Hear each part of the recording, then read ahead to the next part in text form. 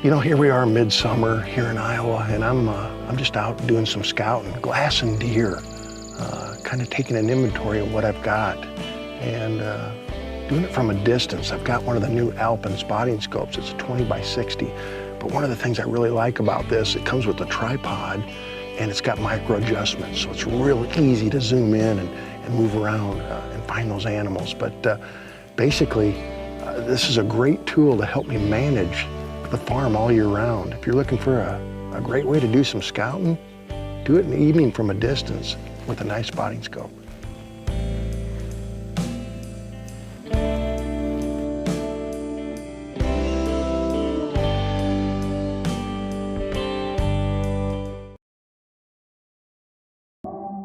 Let's talk a little bit about Alpen and Bresser optics. Now they have a full line of optics, but what I want to talk to you now about is rangefinders. They have several different varieties of handheld rangefinders and the new bow rangefinder. Now for you bow hunters, you go ahead and sight in at 20 yards and you calibrate it to your 20-yard pin, and when you're at full draw, whatever you point in that 20-yard pin on an object, it'll tell you the yardage. So whether you like a handheld or you want to put one on your bow, we have both options for you here at Alpen and Bresser Optics.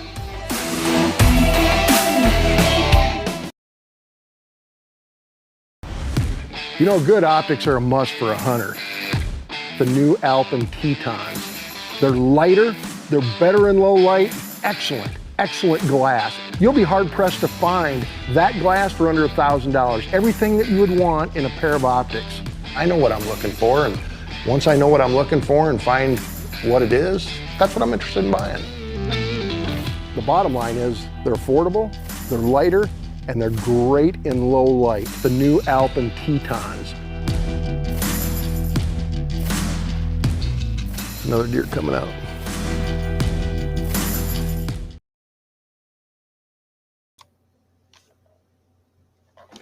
Good evening, everybody, and welcome to Alpen's On the Hunt with Alpen Optics. And I'm Rick White, your host. And tonight joining us, Brenda Dugan, all the way from Minnesota. So stay tuned and don't forget our weekly special at the end of the show.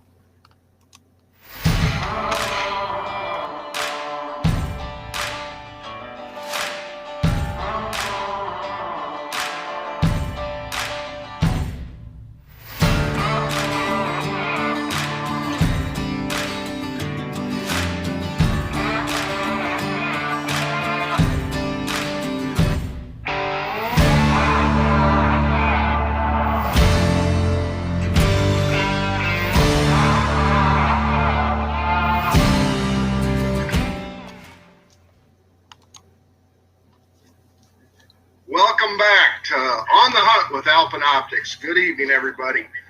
Brenda, our guest tonight, Brenda Dugan from Minnesota. Brenda, how are you this evening?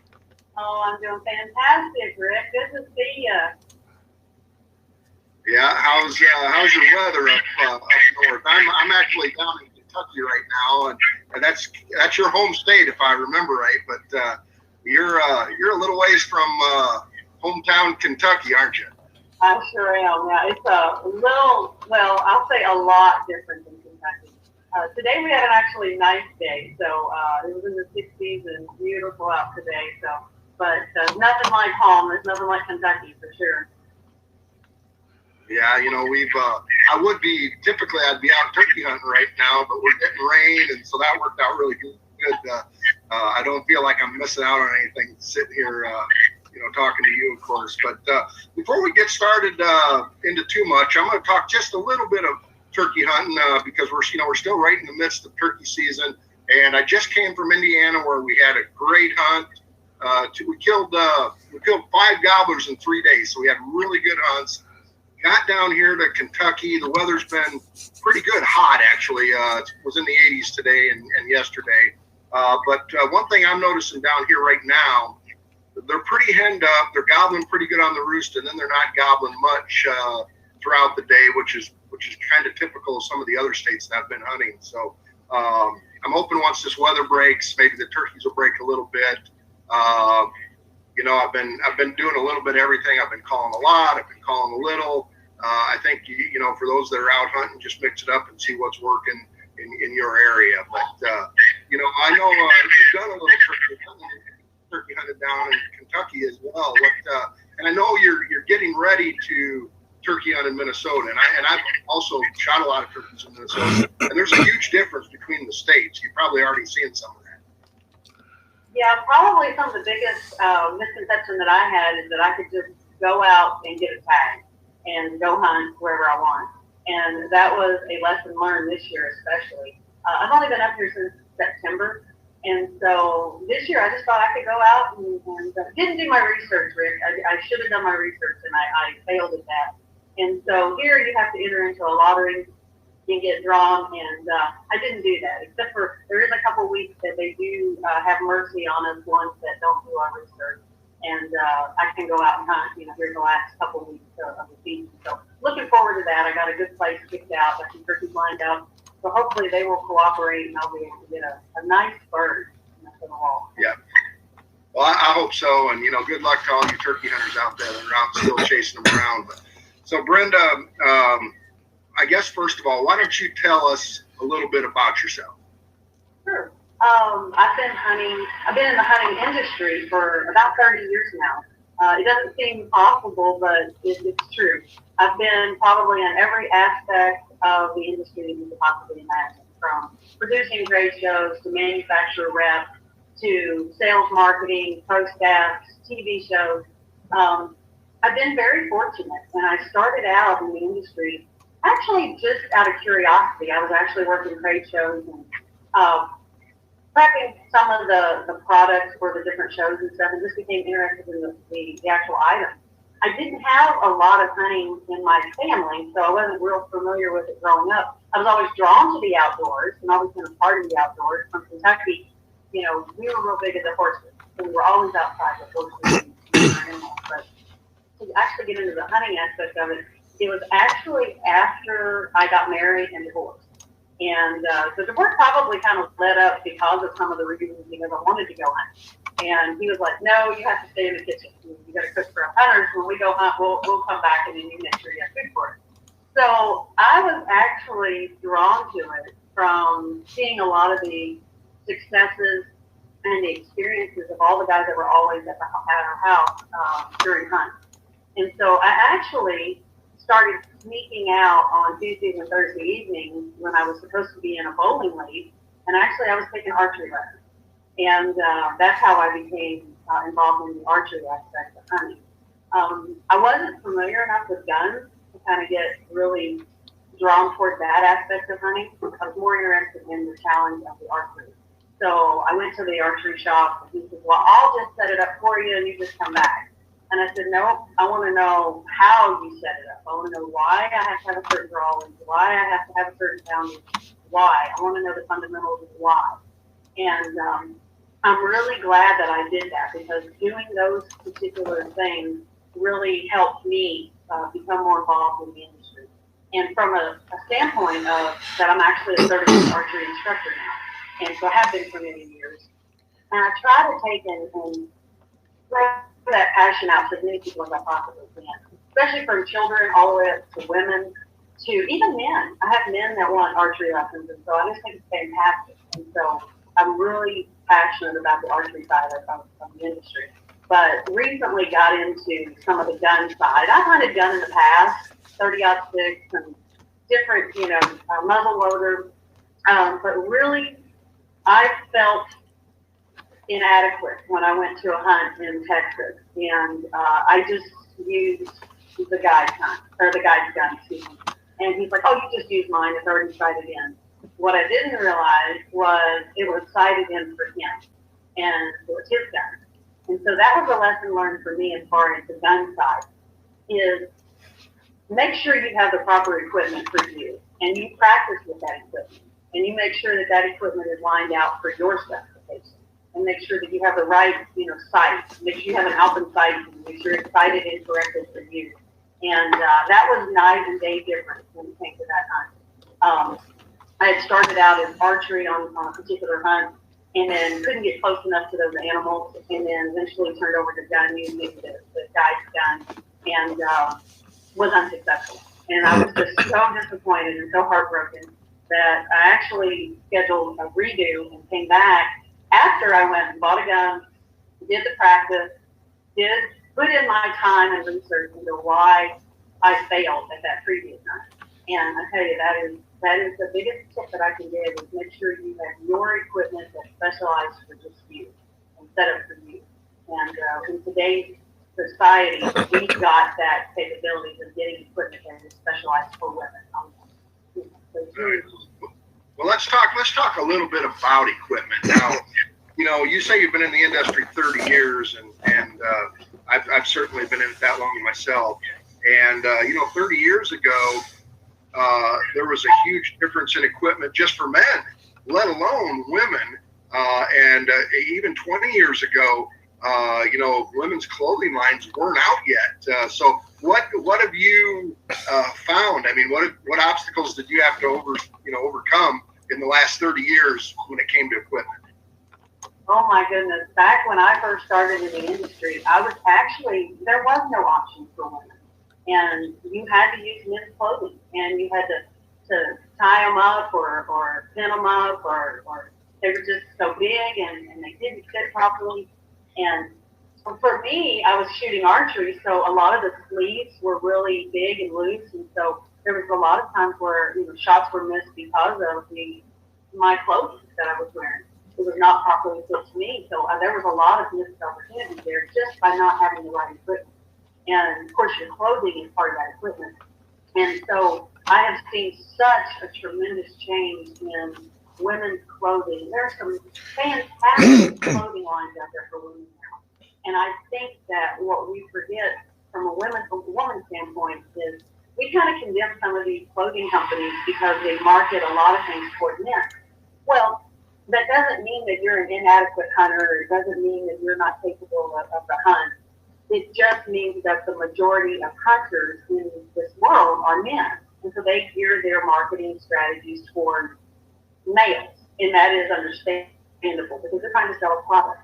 But there's also a lot of great companies out there that do provide women's clothing and women's equipment that are fantastic. And it's so easy to find. I mean, with our technology today, Google everything. I mean, you can Google and you can find everything from socks to hats to underwear, everything. You can find anything that's specialized for women, even your bows, your guns. Everything now is just so accessible and so easy that it really gives you no excuse for not having the right equipment. So it's just so fantastic to see the difference over the last 15 years. It's amazing.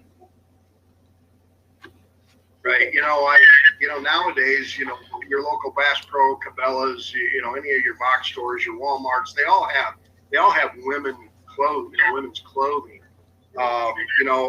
One thing I noticed in the last 30 years and even in the last 20 years is more and more women get into the sport of hunting and fishing and just outdoor activities in general. In fact, just last week in Indiana, I was fortunate enough to get to guide a young lady, a high school lady by the name of Kaylee, called in a turkey, and she shot it on video, her first turkey ever, and the excitement in her face, and I've made a turkey hunter out of her, I'm pretty sure, for the rest of her life. So you see a lot more of that. Do you, we're talking a little bit about equipment, but do you have any advice on certain equipment that might work better for women that are out looking for different types of equipment? I mean, do they search it online? Do they go to the pro shop and talk to the pros? Do they contact someone like yourself for advice? What do you recommend? Absolutely. There are so many facets of information out there that's available. I think even on Facebook, on Instagram, a lot of those, even Google, you can actually find a lot of tips and tricks to finding equipment that's really specialized to you.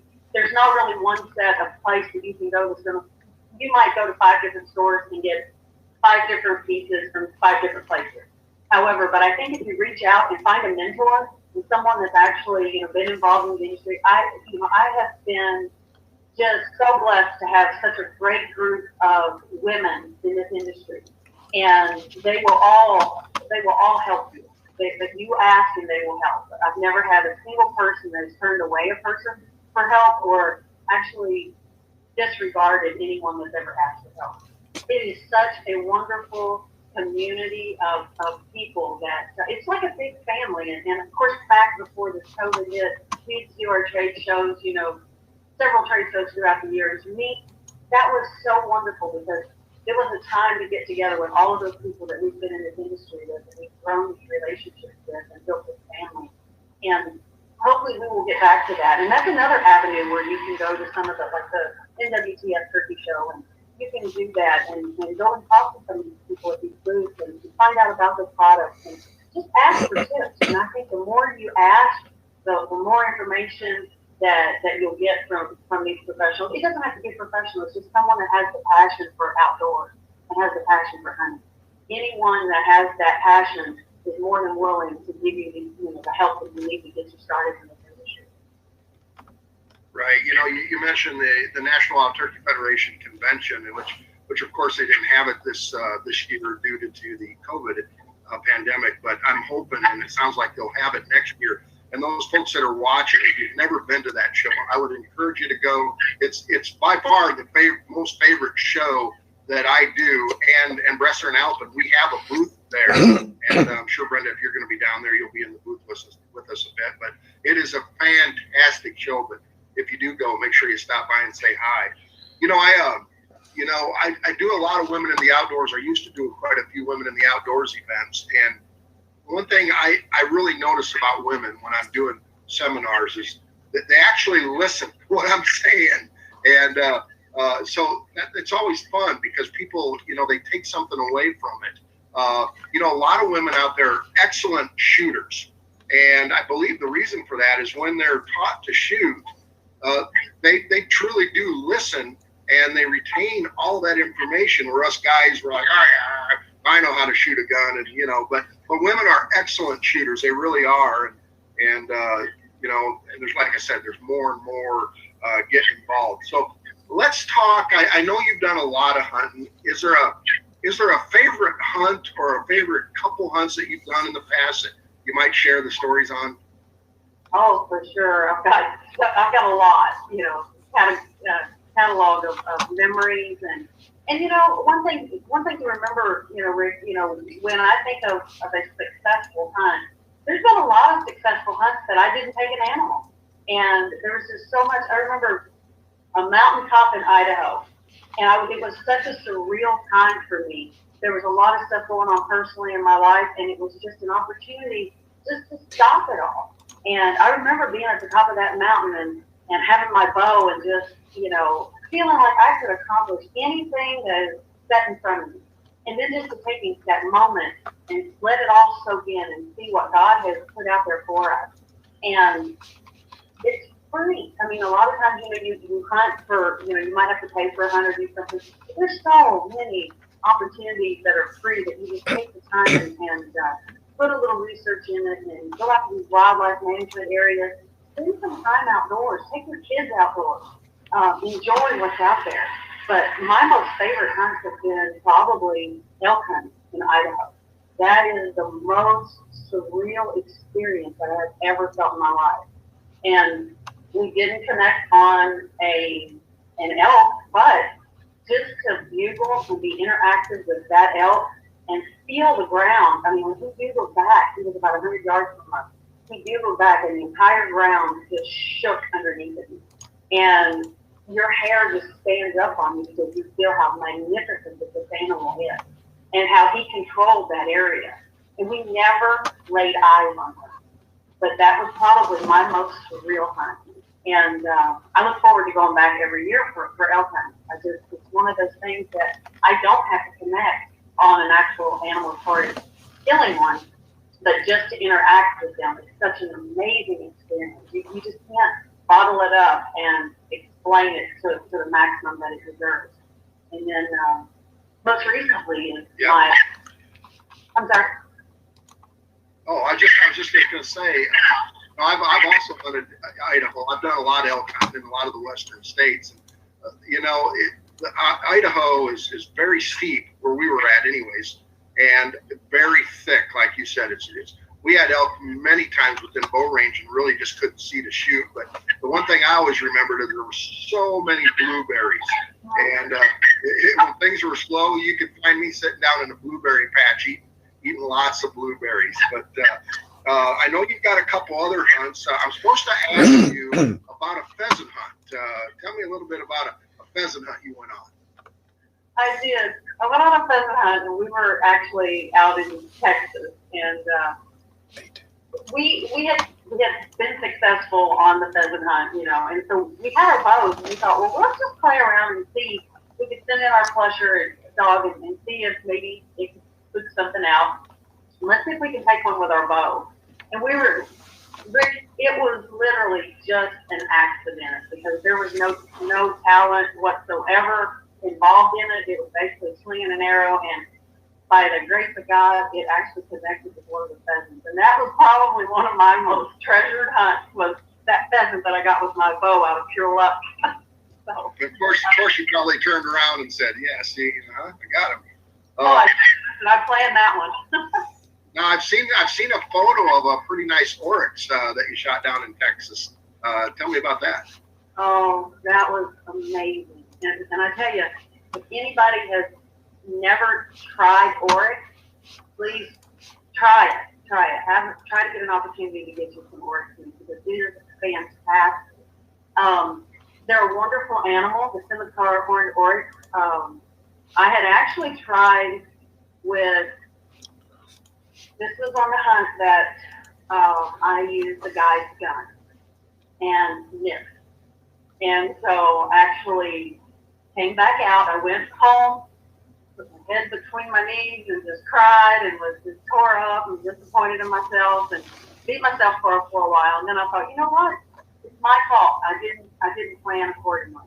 So I went and bought a 6.5 Creedmoor and practiced. I got me a new scope, a new Alpine scope on it. Went out and I practiced and I sighted it in for 100 yards, 200 yards. And I thought, I'm not going out like this. If I miss, then it's on me because I've put in the time, I've put in the effort. And I went back out to Texas and connected. And he is magnificent. And I just can't wait. He's 38-inch horns on him. He's just beautiful. And I can't wait to get him on the wall. Well, that's great. Now, I hope I don't offend too many men when I say this, but my experience in camps and really just everywhere I've gone, in most cases, women are better cooks.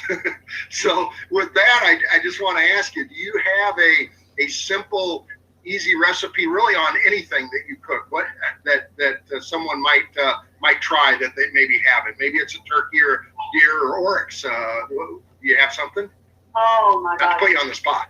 Yeah, absolutely. Well, my background is the food industry. I had my own restaurant for several years, so I love to cook. And so with this exotic, oryx, I was kind of dumbfounded. I'm like, okay, well, how do I prepare it? Oh my God, the tacos are amazing. I have fixed spaghetti, I fixed lasagna, I fixed chili, I fixed tenderloin. I mean, it is the most flavorful, non-gamey, amazing meat that I've ever tried. And the same way with the Axis. The Axis is amazing, as far as the deer goes. There's no gamey taste. It's kind of a sweet kind of taste to it. And I have created I fixed a cabbage lasagna, because I thought, I'll try this healthy thing for a while, try to get my COVID stuff on. And so I did this cabbage lasagna with the oryx meat, and I've also made it with Axis meat. It is absolutely my favorite. It is incredible. If anybody wants a recipe, just hit me up, and I'll make sure I take care of you. Good. What I'd love to do eventually, if I could talk to folks at Alpine into this, I would love to have the pro staff come up with a wild game cookbook. Something simple and easy, whether it just be online and we submit our recipes or actually put a little booklet together. But I think it'd be excellent because that's one of the big questions I get asked a lot is you go out and you hunt all this stuff, but how do you cook it? And even me myself, I've got lots of recipes that I like, but every once in a while I try something new, and I'm like, oh my gosh, I got to put this in my everyday recipe because this is awesome. And so, you know, I know you're kind of from the Lexington, Kentucky area, and I'm down in Kentucky hunting right now, and I love this area. I'm down in the horse country, and Secretariat was raised here just a few miles from where I'm at, and it is absolutely beautiful. So I know you're going to miss Kentucky, at least not living here. You know, and Minnesota's a beautiful state too. Now, don't get me wrong, but you're going to deal with some colder weather, like cold weather, and you know, and some different obstacles. Your timbers are a little bit different. A lot of oaks up there and that kind of thing. And if you're in the big city, you know, just trying to find a place to hunt isn't as easy as it was when you're in Kentucky. But tell me, and I know why, but why did you leave Kentucky and go to Minnesota? Well, you know, it's those men. You tend to follow those men sometimes. You get that little starstruck love thing going on, and you follow men. And it's amazing what being sweet on someone will make you do. And to going from, of course, I recently was in Alabama, and I spent the last 10 years in Alabama, from Kentucky to Alabama. So I've been more in the southern region for the last 20 years. And so I recently got engaged, and I moved to Minnesota.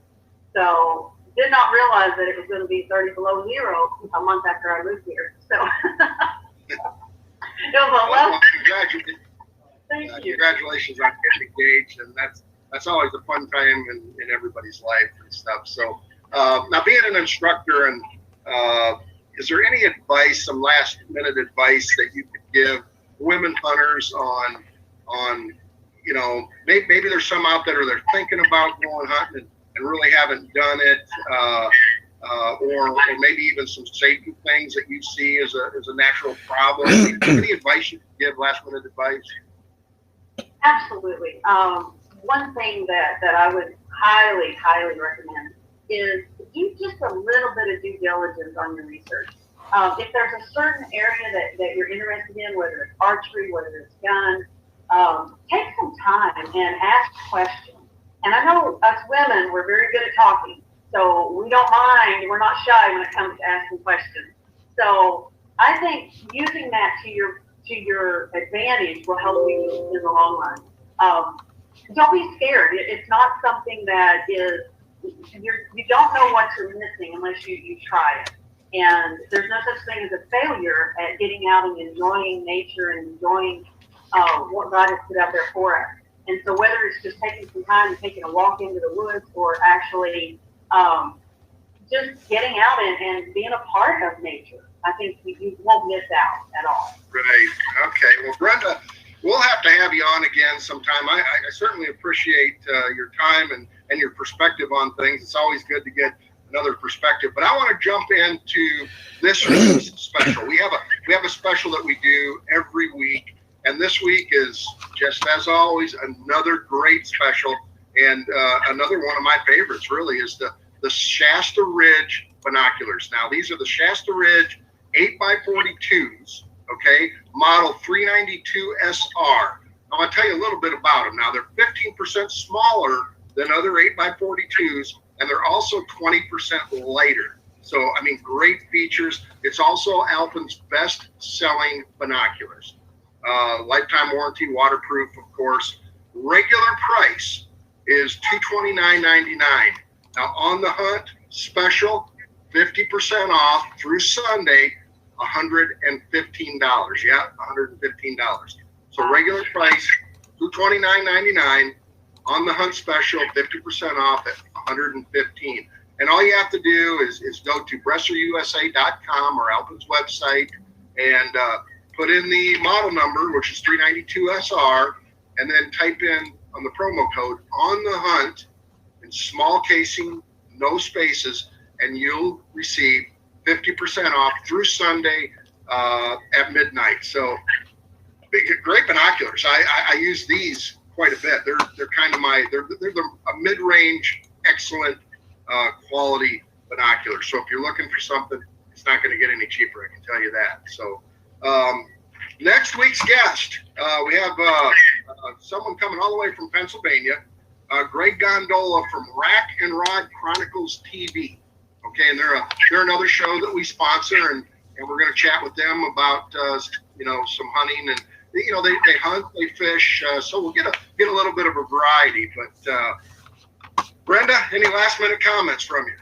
Oh, thank you, Rick. I really enjoyed it. It's always fun to talk about hunting and get together with fellow outdoorsmen, and it fuels the fire, and it just makes you want to get out there. And once you connect with someone that has never been a part of it, just to feel that accomplishment of putting that passion into someone, it's indescribable. So thank you so much for having me on. I really appreciate it. All right, well, I appreciate you being on, and please don't forget to check out our weekly special, the Shasta Ridge 8x42s. Another week, another great show, and I certainly appreciate you all coming along with me. We'll see you next week.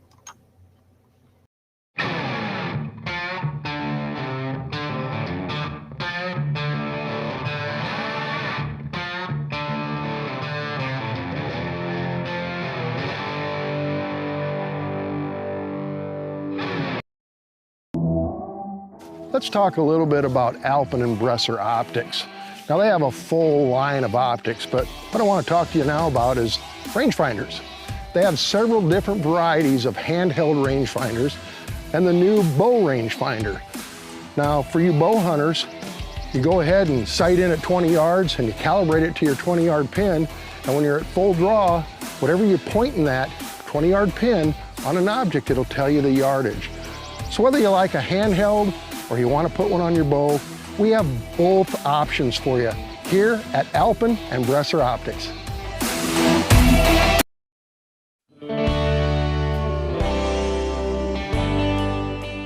Here we are midsummer here in Iowa, and I'm just out doing some scouting, glassing deer, kind of taking an inventory of what I've got, and doing it from a distance. I've got one of the new Alpen spotting scopes. It's a 20x60.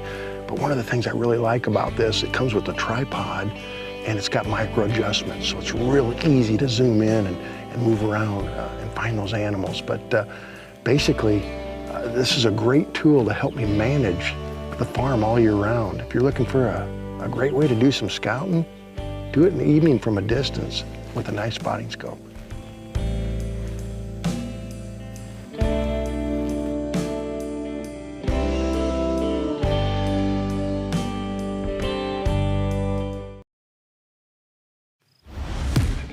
Good optics are a must for a hunter. The new Alpen Tetons. They're lighter, they're better in low light, excellent glass. You'll be hard pressed to find that glass for under $1,000. Everything that you would want in a pair of optics. I know what I'm looking for, and once I know what I'm looking for and find what it is, that's what I'm interested in buying. The bottom line is they're affordable, they're lighter, and they're great in low light. The new Alpen Tetons. Another deer coming out.